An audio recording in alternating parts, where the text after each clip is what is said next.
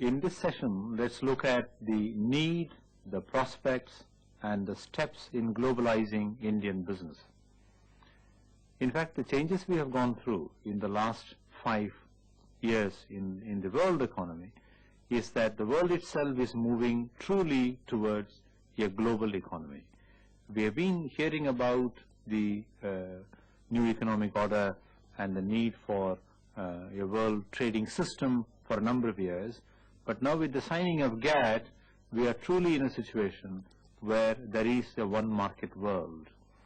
Even large countries like the US and powerful economies like Japan are integrating themselves better with this one market world.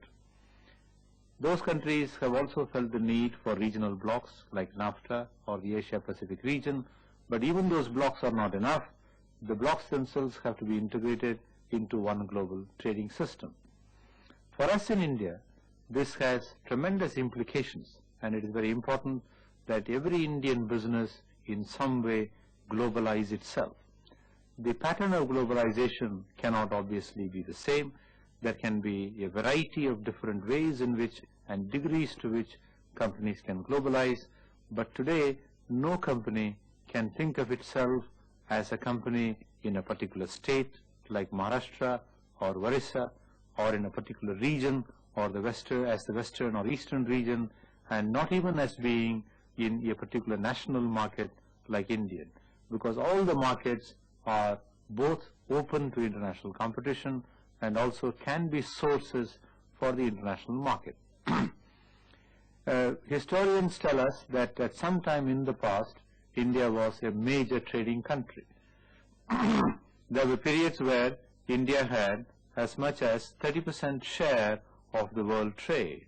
That was a time, of course, where agricultural and handicraft products were the dominant items of trade. We did not catch on early to the Industrial Revolution. Therefore, we have lost about 200 years of historical time, during which world manufacture and trade had grown a great deal. We also had the disadvantage of being under a colonial regime during that period. Even when we became independent, we did not quite realize the importance of international trade, or we underestimated our ability to be partners in international trade. We went through a period of relative isolation from the world market. In order to develop indigenous core sector and manufacturing capability, we began with a high tariff wall, and we have sustained it for a long time. We also got into special trading arrangements with the rupee trade with the Eastern Bloc and did not sufficiently participate in the hard currency trade areas. So our share of the global trade, which was 2% in 1950, declined to 0.4% by 1980. There is a danger that if we had not liberalized and geared ourselves to be a trading nation, this share would have kept going down. For example, between 1946 and 1972 was one of the longest periods of growth in international trade in physical terms in peacetime. It was growing at the rate of 16% per annum, and the Indian economy did not participate in this bonanza of international trade opportunities that many other countries took advantage of. In fact, many of the Asian tigers like Korea, Malaysia, Indonesia laid their foundations during that period. The onset of the oil crisis sent the advanced economies into a recession. There was a second oil crisis in 79-80. Since then, there has been an attempt at forging various kinds of regional blocks, trade agreements, and also move towards an international trading system. Today, the globalization and exports are necessary for the Indian economy as a whole and for each and every industry. Temporarily, for a period of time, a particular company may feel that it doesn't need to worry too much about exports because the rupee is becoming convertible. They can buy the necessary amounts of foreign exchange for importing technology, capital equipment, or intermediates. It is true that we have removed rigid micro-level company-wise controls on foreign exchange, but as an economy, we cannot go on importing technology, equipment, intermediates, and products without also, as a nation, exporting sufficiently to be able to pay for it. India can look forward and should be a debtor country for a long time. A developing country cannot be a major exporter of capital. It will continue to invite foreign equity investment as well as take foreign debt within certain reasonable limits. We may also gradually see the rupee depreciating by a reasonable margin so as to sustain the export competitiveness of Indian business as well as to restrain inessential imports. Let's look at the various ways in which Indian businesses can globalize. The first and most elementary stage would be to engage in exports. There are many Indian companies which are already very well established in exports. There are some very extreme, unusual cases where the company exports more than 50% of its output. But by and large, there are relatively few companies which export 20% or more of their turnover. It is in these companies which are doing 10% or more that there can be a significant drive for increasing the share of their exports in their total business. The fact that they're already doing 10% indicates that in their products and services, India has some comparative cost advantages, as well as that company has built up certain core competences and capabilities. It may be that in the past, due to the development of the domestic market itself, the company has not given sufficient importance to its export activities and has comfortably relied upon the growth of its overall business and even its market share in the domestic economy. But today, that domestic volume and market share themselves are no longer reliable. They are certainly not guaranteed. They are under threat from new investment by Indian players in that industry, as well as by new entrants from overseas, either on their own or with Indian partners, and finally, even by direct imports of products. One of the strands of the new economic policy is for India to voluntarily bring down high tariffs in various industries, not as a favor to the foreign countries which can then export their products into India, but much more in order to ensure that we don't become a high-cost economy due to unnatural levels of protection. The reduction in tariff would be to the advantage of the Indian consumer, finally, through advantages to the Indian manufacturer who imports that equipment or intermediate. The answer, therefore, lies in also opening an aggressive new battlefront overseas, back in the home markets of those manufacturers who are likely to be eyeing the Indian market, either to set up a unit or to import their products into India. A company can go about increasing its exports in a number of ways.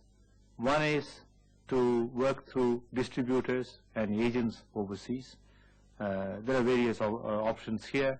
An agent for a whole continent, agent country-wise, or a number of agents in a particular country if that market is very large, regionalized, and also quite attractive. The next step would be to build the company's own regional offices, appoint its distributors, either sole distributors or distributors who also carry competitive products, spend certain amount of money and effort in advertising and promotion in selected country and regional markets. The third step in globalizing Indian business would be to start some investment in those markets where company is already exporting a certain critical mass volume which justifies a local manufacturing facility. There are a variety of ways in which this manufacturing facility can be set up. If the company does not want to invest capital and run the currency and other kinds of risks. It can license someone locally to manufacture the product and collect the royalty fees on the volume over a period of time, but in this process it is giving away some part of the value addition and profit to the licensee. The second option is to set up a manufacturing facility with a local partner who may share part of the equity risk as well as participate in the management of the joint venture, and this is a middle path whereby the company can balance its risks as well as be directly involved in the manufacturing and marketing. The third process would be to set up an exclusive manufacturing facility of its own, either owned 100% or owned a majority or a sufficient controlling interest by the Indian company, and the balance sold, equity shares sold to the public in that country. There are a few Indian companies which are beginning to move along this product life cycle for globalizing themselves. There are well-known cases where the companies have been exporting their own branded products from India to overseas markets, or have been manufacturing in India for a private brand label of the foreign importer who is selling that product. Some of the industries which are already significant exporters from India are the engineering industry, chemical industry, the gems, apparel, textiles, within textiles, fabrics, yarn, auto components within engineering industry as a significant exporter. Now, in these cases, the company can set up either manufacturing facility in its own existing premises or can set up a specially export-oriented unit. Today, there are specialized zones which have been created called the export processing zones. In the electronics industry, the government has now encouraged the setting up of hardware technology parks and software technology parks. Many state governments are inviting Indian and foreign capital to come and invest in their state in these special export-oriented zones. The investment can be based upon technology, designs, which are not necessarily sold in the Indian market, but which have been specially adapted or developed to the export markets. The ultimate stage of globalization of Indian business is to not even be caught up in this dichotomy that we have had for a long time of looking at the domestic market as the first market and exports as the secondary market. That really means, if we look at it carefully, that we are giving a great deal of importance to a single country market and not enough importance to the rest of the world, which consists of over 100 countries, many of which are much larger, more prosperous, and constitute a much higher level of demand. Even though that country happens to be India, where we have begun the business and where we are nationals, and emotionally we are attached to the growth and development of that country, even in terms of India's own interest, this kind of stance is not the most efficient way to look at it. Even to serve India better, to put Indian resources to work, it will be useful for more and more Indian companies to see themselves being in the global market in the first instance, and in India secondarily as part of that global market. This does not mean that we deliberately ignore, forego opportunities in the Indian market. We do not starve this market of the necessary capacity, commitment of resources, investments, and people. We do not ignore local competition. We will continue to ensure that our opportunities in the Indian market are also taken care of. But we will make sure that our overall resource generation, mobilization, as well as allocation is done on a global optimization basis, under which there will be a regional optimization as the next level, and within which there would be a country optimization as the third level of the globalization strategy. One way in which some companies are trying to do this is to first restructure themselves organizationally and change the mindsets and culture within the organization. Now, this kind of a global restructuring can be better done by a company which already has done several years of exports, is present in several continents, has had either agents, representatives, or small assembly plants in those countries, and therefore has some prior knowledge and awareness of the kind of potential and requirements in different continents and countries. For such a company, a model structure may be as follows. It can divide the world into 4, 5, or 6 regions as appropriate. There can be no hard and fast rule as to how many regions one chooses. To begin with, depends upon the potential and the resource availability to reach that market.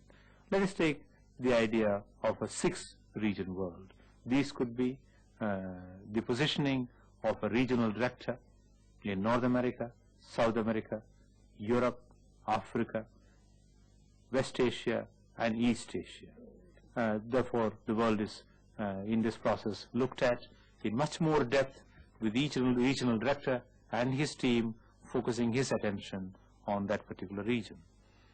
This does not mean that we have to have immediately a very large manufacturing capacity or many locations in each of these regions. The idea is to assess the market and within that identify particular segments, particular product lines with which we can begin, and they can be used as platforms in successive stages to grow and become larger and larger in that region.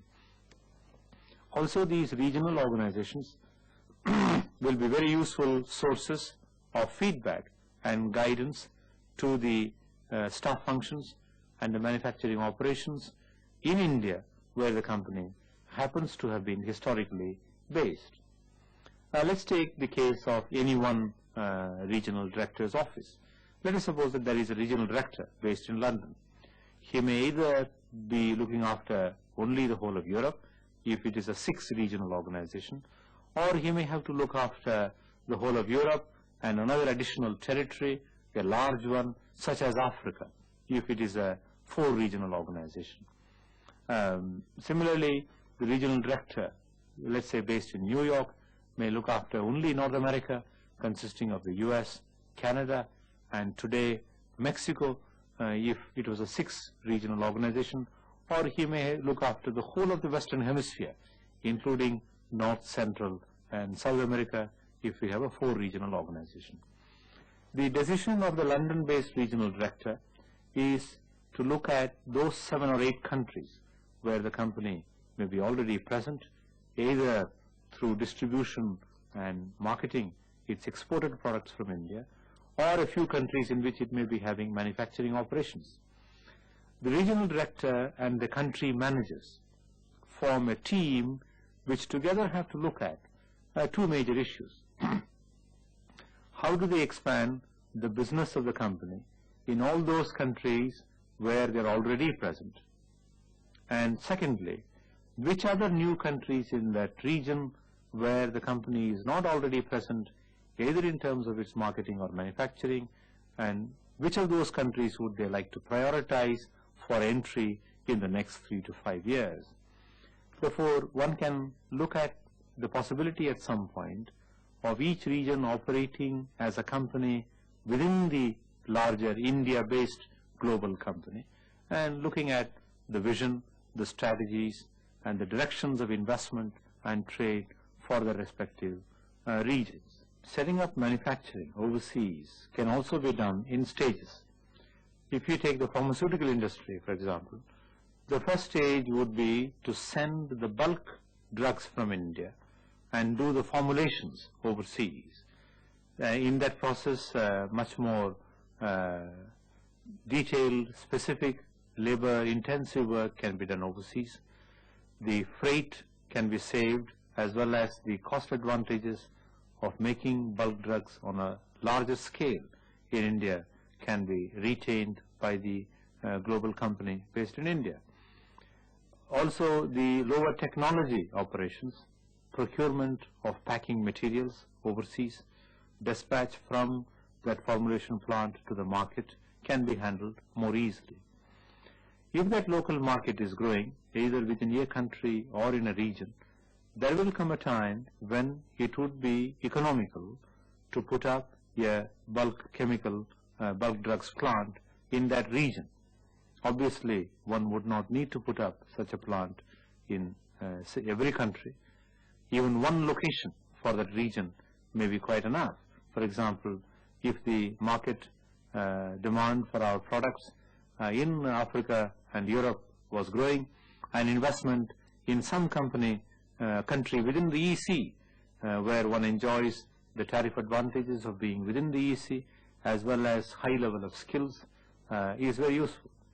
Similarly, there can be a plant dedicated to a large market like China, beginning with bulk drugs and then going into formulations in maybe more than one location. There could be a plant in Canada which would look after the North American interests. There are many other possibilities down the line.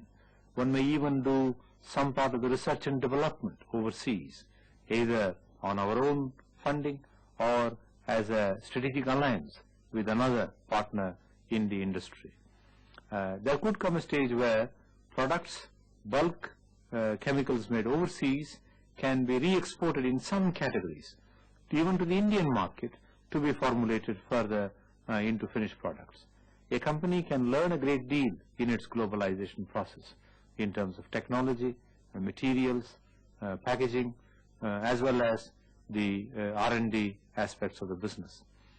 The initial idea in every company which goes multinational is that the headquarters has a great deal of knowledge, skills, and experience to offer, and the region and country operations must be guided and follow the headquarters lead. But as the company globalizes and matures in its globalization, there will come a time when each region, each country, each plant may have some lessons to offer to the home country operations. The regionalization and country management would lead to a position where the Indian operation becomes one of 8 or 10 countries operating under a South and West Asian regional director. The regionalization has tremendous implications for change in the mindset, culture, styles and behavior of people in the corporate office. The chairman, presidents, vice presidents of this company, which is globalizing, need to detach themselves from being the top management of an Indian company to being the top management of a global company, of an emerging multinational company. The heads of manufacturing, R&D, finance, personnel, and technical services need to look at the needs of the entire world. This is not easy because they are intimately familiar with the Indian plants, Indian regional and branch marketing operations, Indian vendors. It is very likely that they will keep getting drawn into the local problems, issues for guidance, and because of their familiarity. They need to make an extra effort to distance themselves up to a point, ensuring that there is enough development, delegation, and capability within the India country management team.